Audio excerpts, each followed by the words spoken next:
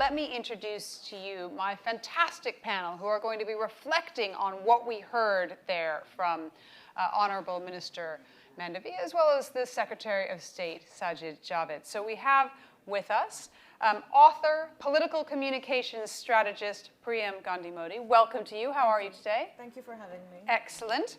Director of Technology Policy, NHS England, Catherine Pollard. Thanks for being here. Founder and CEO of MyHealthcare, Shyatto, Raha. Thanks very much. Thank you, Edie. Welcome. Welcome to you all. And let's also welcome our virtual guests as well, the Joint MD of Apollo Hospitals, Dr. Sangita Reddy. How are you? Good afternoon. I'm well, thank you. And it's a pleasure to be with you. Namaste. Namaste. And we also are very pleased to have the CEO of the National Health Authority of India, Dr. Sharma, Dr. R.S. Sharma. How are you today? Good afternoon.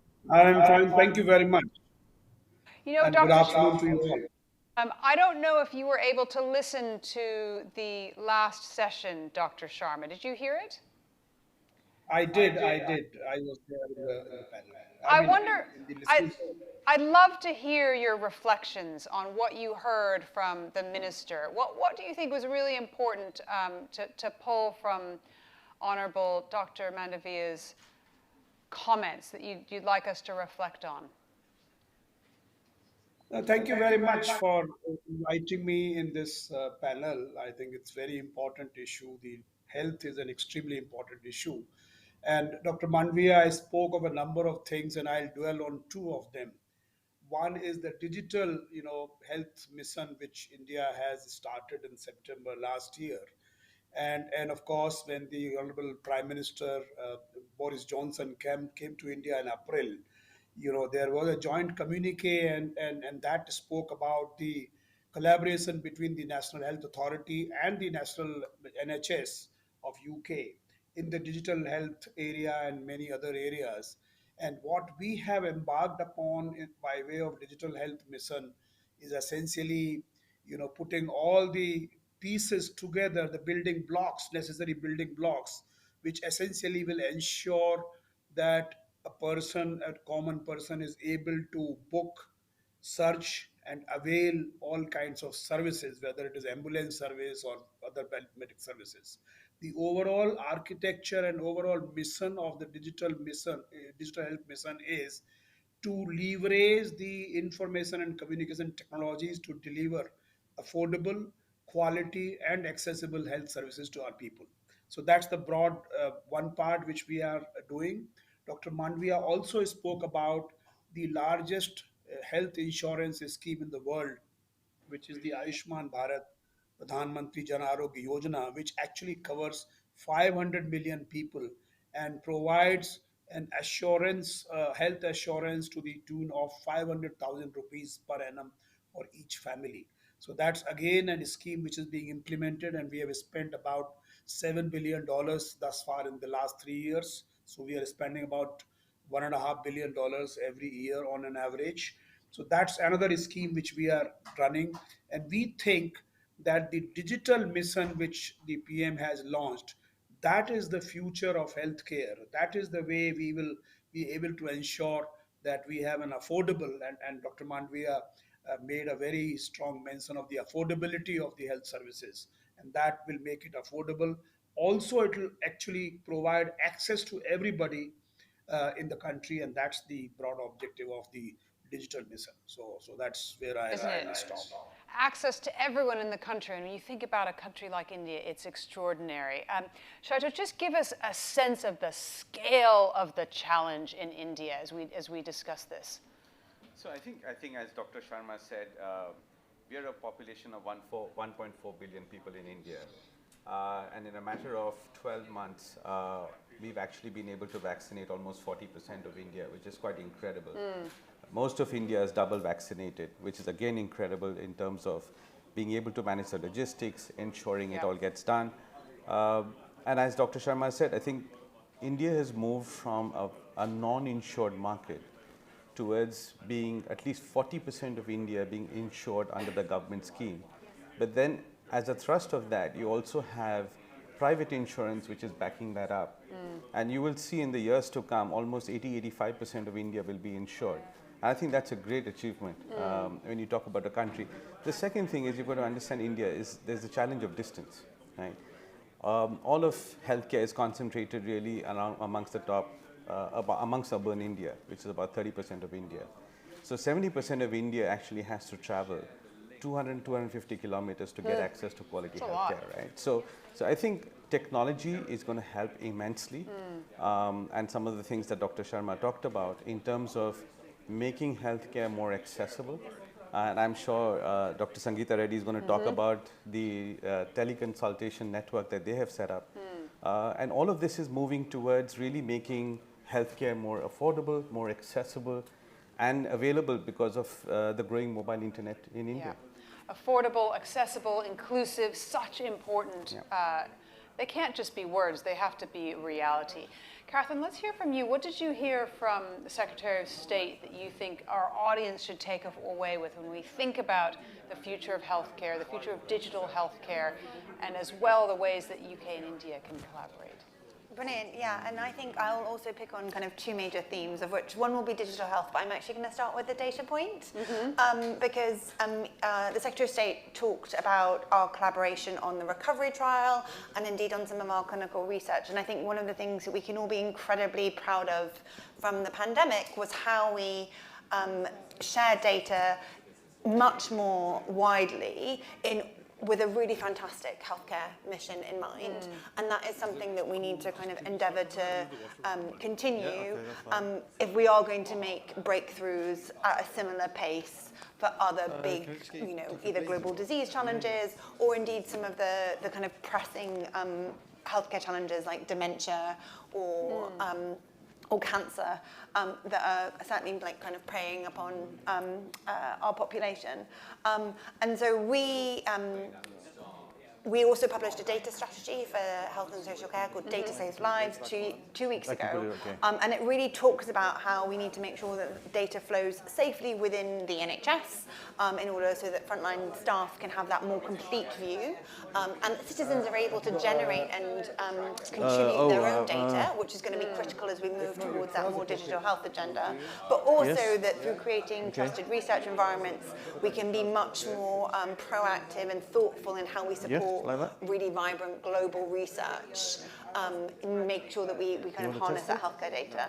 And then the digital health side of things, I mean, the Secretary of State mentioned very briefly the digital health and care plan that was published yesterday, and the centerpiece to that is the NHS app.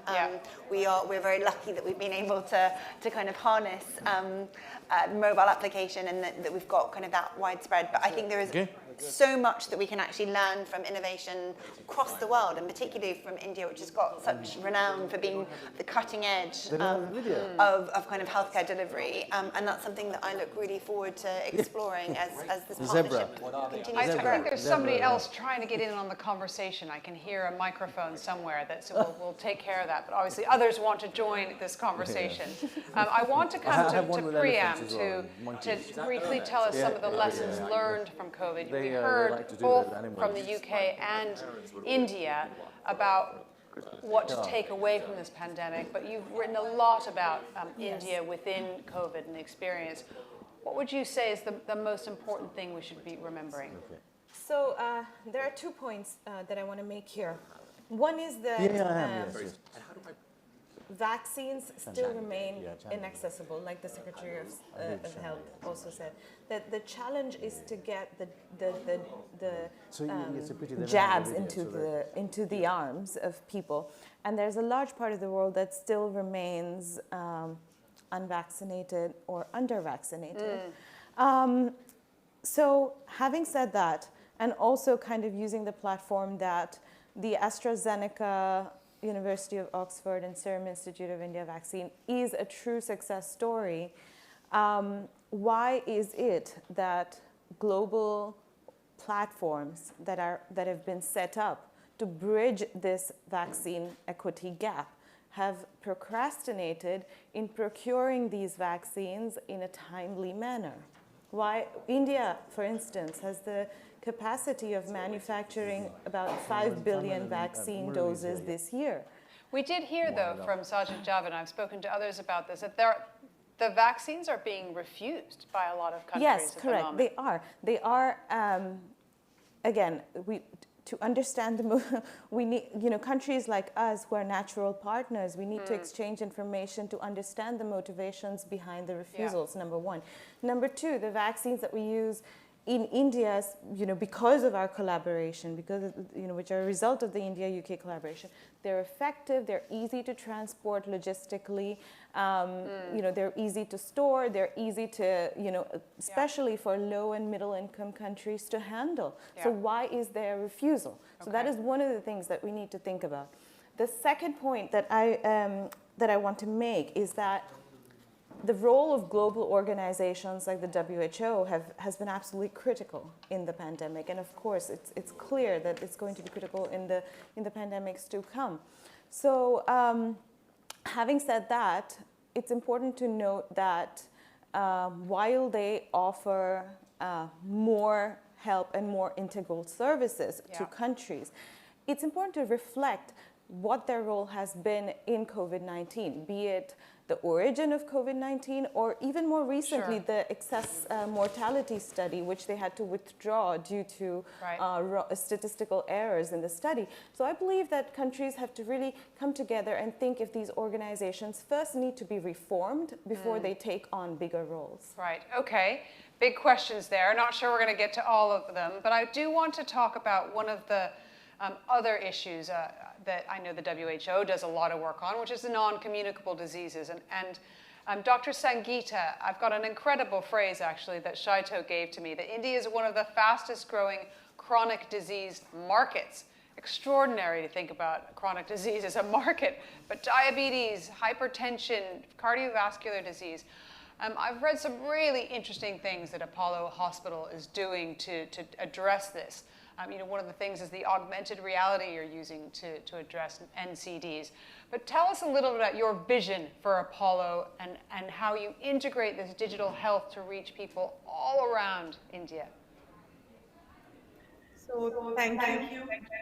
Focus on healthcare for the introduction to something which is really critical and we believe is so important. The pandemic is now 2 years old, and a population the size of Finland so far has died from COVID, but tens of millions more are dealing with the side effects. And as we all know, those who had any of the other comorbidities or the non-communicable disease, whether it was hypertension, diabetes, even obesity, were even more affected. So it's important for us to find ways to fight this. At Apollo, we are, about 10,000 beds, multiple hospitals, but we're also a network of clinics. We have a very significant presence in our digital, our mobile app, as well as our telemedicine stations, both in India as well as abroad.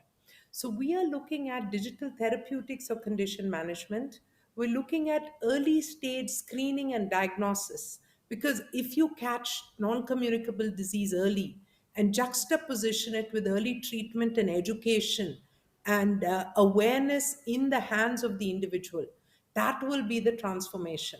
So I think some of the exciting things we've done on the digital side, number one is that we did create, based on the data of almost 14 million health records, we created a cardiovascular risk scoring and assessment. This helps highlight the possibility or the instance of disease, because as we know, most people get their MIs when they don't know it, and when they come in for diagnostics, they have 3 and 4 vessels blocked. The question the world needs to be asking is what happened, where was that individual when his first vessel was getting blocked? So this similar thing, whether it's our 85 million diabetics in India, or the fact that cardiovascular is one of the largest killers, the rate of oncology is growing, non-communicable disease is a major area that we're focusing on. We're looking at high quality, accessibility, digital healthcare to combine to give us new age solutions in screening, in treatment, in education for the individuals to enable self-care. The last point I will say, and that is very early in the day, we believed in putting communication and knowledge in the patient's hand or the healthy individual's hand. So, in our PHR format, we have over 14 million health records and more and growing. And we use these as well as other digital technologies like nudges, remote care devices, environments to help individuals monitor their own health and stay healthy. And I strongly believe that data, technology, and science are going to shape the future of healthcare, but also shape the future roles of healthcare workers. And so we need to bring in this collaboration of using science and educating and evolving the role of the healthcare worker and bringing the communities and healthy individuals in to this common fight that we all have. And normally, mental health is not considered one of the non communicable disease, but we must highlight the importance of mental well being. Pandemic has I'll done stop anything. there. I know you've got so much more to say, but mental health, I know, has been one of the things that we've all had to grapple with during the pandemic, and you're absolutely right to bring it up.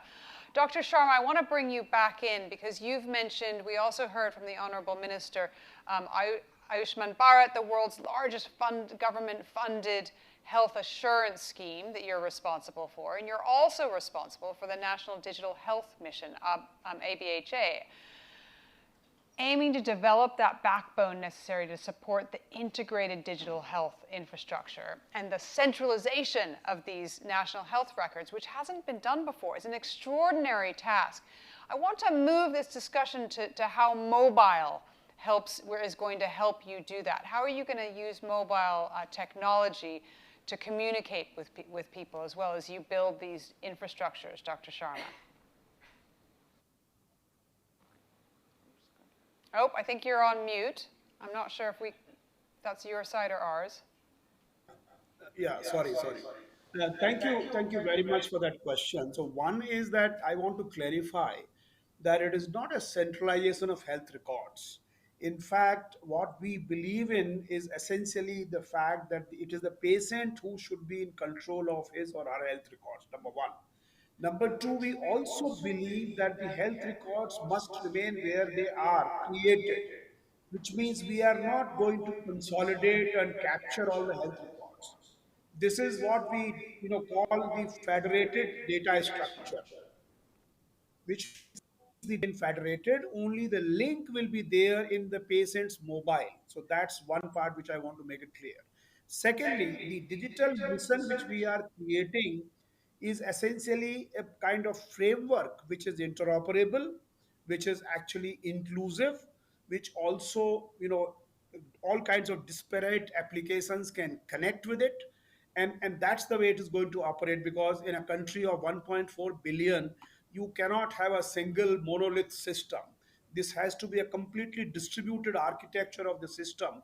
Nevertheless, it should not kind of lose the track in the sense that it becomes silos. It's actually distributed, but at the same time it is also possible to have one person have his entire longitudinal health record. So that's another very important aspect of digital mission which we are carrying out. COVID, for example, now we are going to have about 2 billion vaccination records on the system. It is 1.976. About 5 minutes back I saw that number, and that number is basically a real time number which is being collected on the COVID. And this is the kind of, similarly we built digital identity called Aadhaar.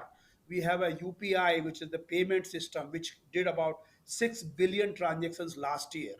The mobile penetration of our country is 1.2 billion mobile connections, 800 million internet connections, 600 million smartphones, and the data rate is as low as about 10 US cents per gigabyte.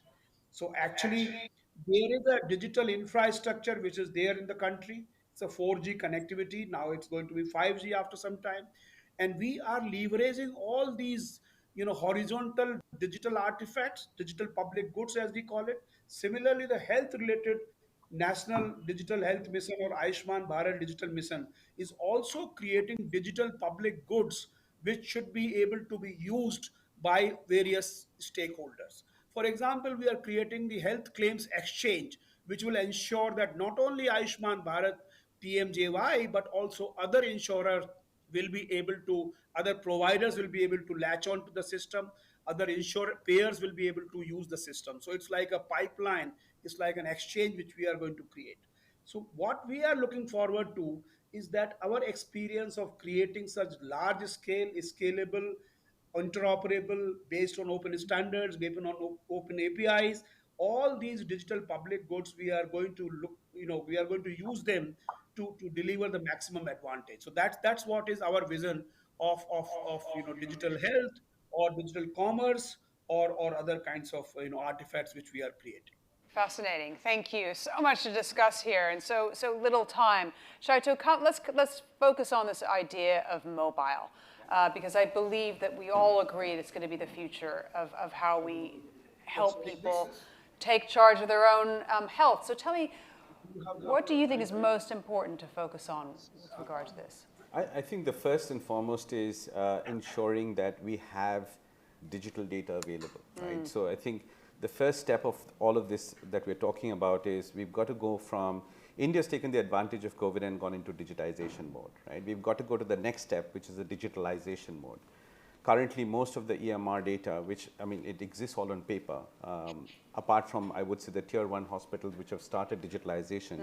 Like Apollo. Like Apollo Group, where almost everything is digitized in their system. But rest of India has to follow suit, right? So I think first and foremost, that's got to be one part of it. Second part is that you've got to have, I think as Dr. Sharma mentioned, interoperability and portability of data, right? And I think that's something, it's a common thread and a common issue, whether it is the NHS system or whether it is the Indian system. It's first and foremost, I think one thing that India has recognized very well is they've already established who owns the data, and they've made it very clear that the patient is the legal owner of that data. So that's the first thing that's been established by both NDHM. It's been recognized by private healthcare, and I think that's put that story to an end, right? So there's no confusion there. But I think what's going to be very interesting is now, once all of this data starts coming in, how do we take all of this and loop it back into the point, into the hands of the patient, so that they can take better control of their health, right? Because ultimately, what do we want? We want preventive health. That's really got to be the sort of the secret sauce to all of the digitization that we're talking about.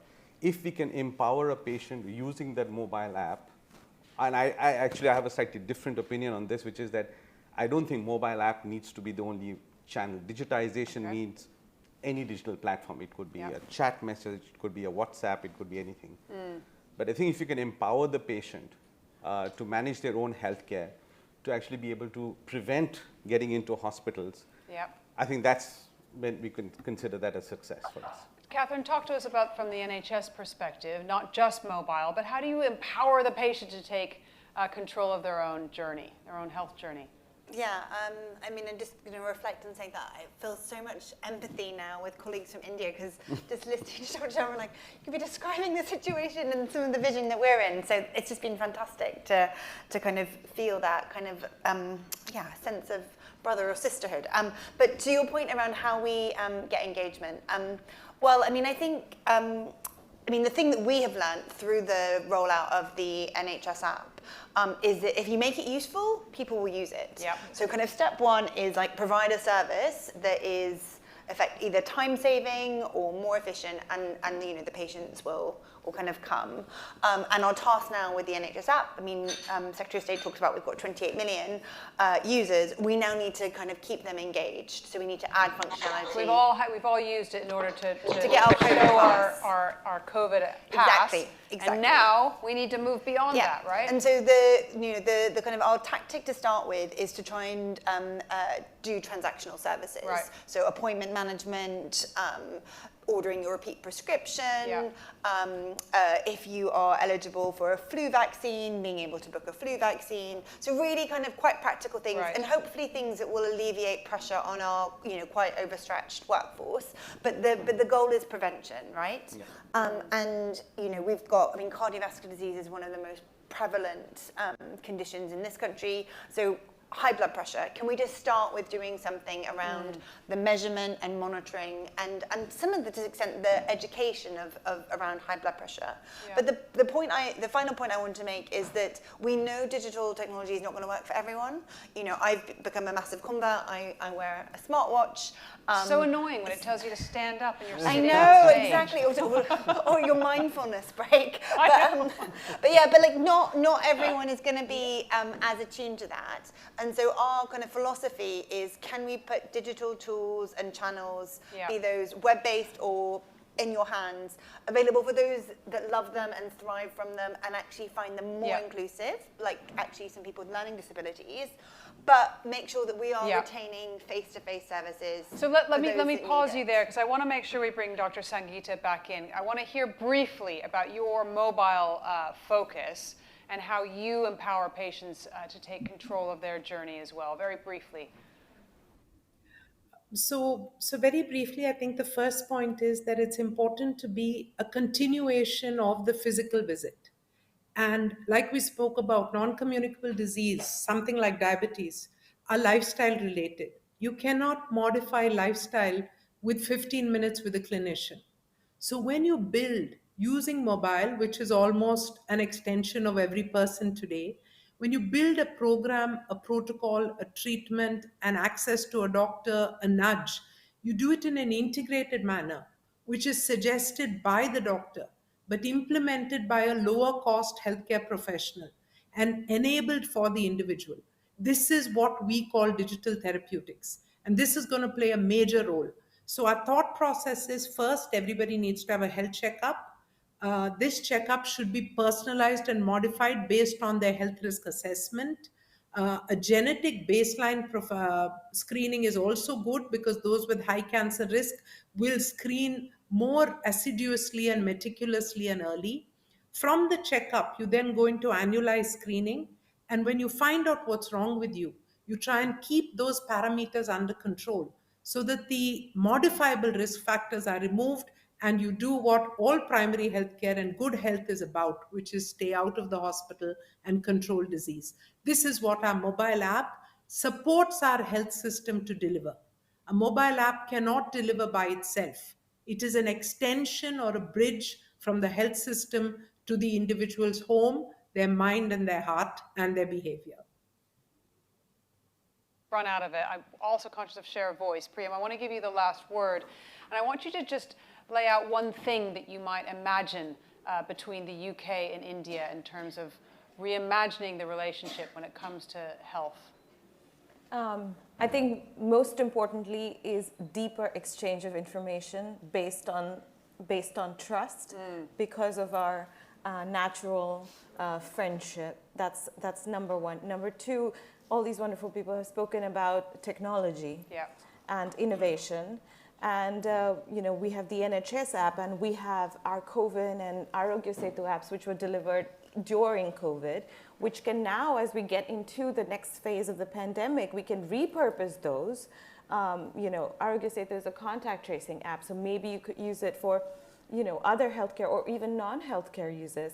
And COVID, and I know I've had this conversation before with Mr. Sharma offline, but COVID can be repurposed for providing so much more healthcare, which is outside of COVID purposes, now that you have 2 billion doses administered via the app. So you've already taught people that. So that's another exchange of information that could happen between our two countries. But that's so much more to talk about. We've run out of time, but I would like to thank all of my guests. Dr. Sharma has had to go to his next meeting, but really a massive thank you to Dr. Sangita Reddy. Thank you for joining us. Really fascinating to hear about Apollo Healthcare. Thank you also to Priyam, Gandhi-Mody, to Catherine Pollard, and also to Shyatto Raha. Thank you very much. Let's give them a round of applause, ladies and gentlemen. So stay with us, because coming up next, India meets Britain 2022. What do the numbers behind the headlines tell us now? This was actually talked about earlier, the Grant Thornton survey about the state of investment, Indian investment into the UK. And my colleague, friend, Mark Barton will be back shortly to take us through what that says.